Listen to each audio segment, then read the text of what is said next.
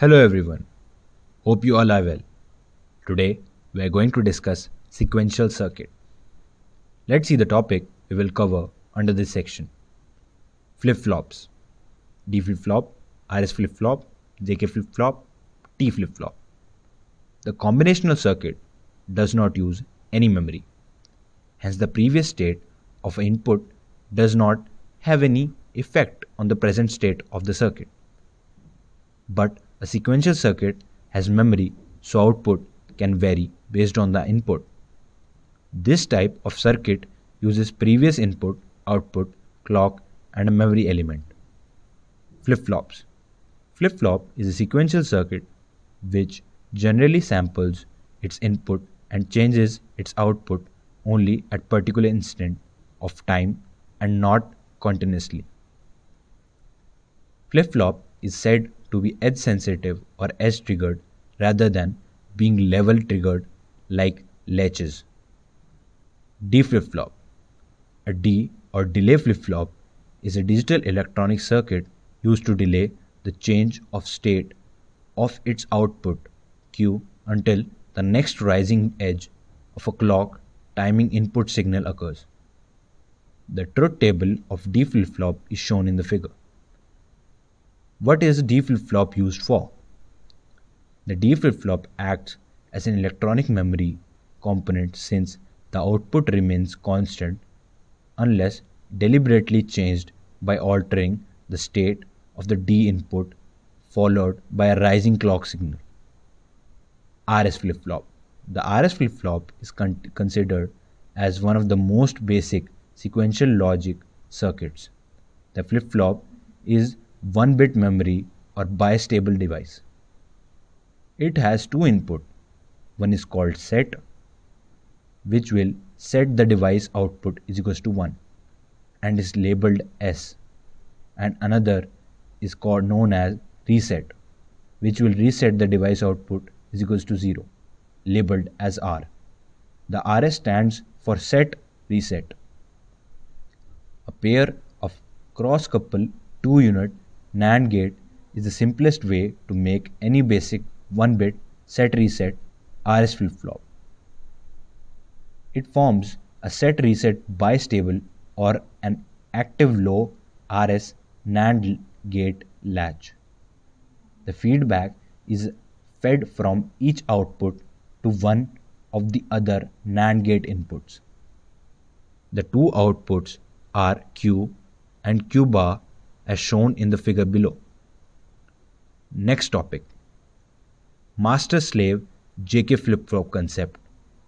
Master-slave JK FF is a cascade of two SRFF with feedback from the output of the second to input of first.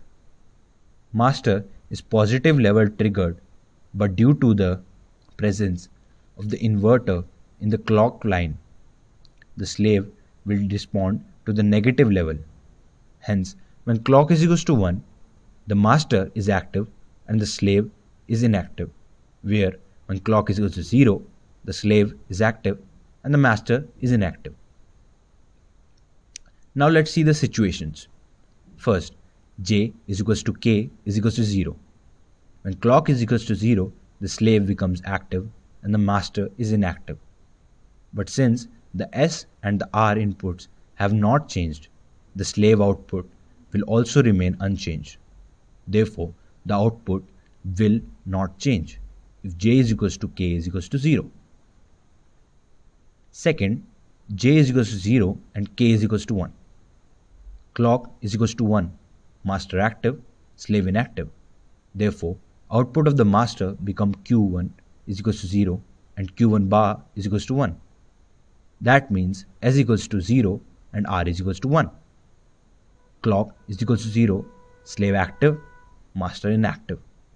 Therefore, output of the slave becomes Q is equals to 0 and Q bar is equals to 1. Again, clock is equals to 1 and master active, slave inactive. Therefore, and even with changed output, Q is equals to 0 and Q bar is equals to 1. Fed back to master. Its output will be Q1 is equals to 0 and Q bar is equals to 1. It means S equals to 0 and R is equals to 1. Hence, with the clock is equals to 0 and slave becomes active, to the output of slave will remain Q is equals to 0 and Q bar is equals to 1. Thus, we get a stable output for the master slave.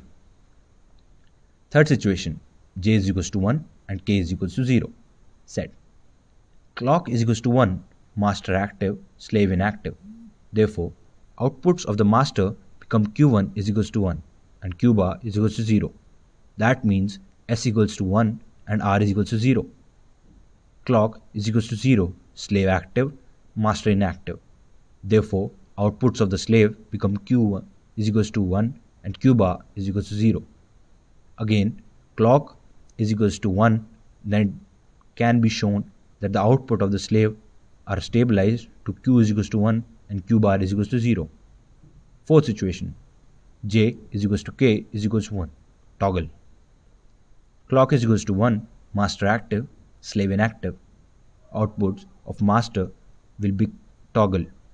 So S and R also will be inverted. Clock is equals to 0, slave active, master inactive.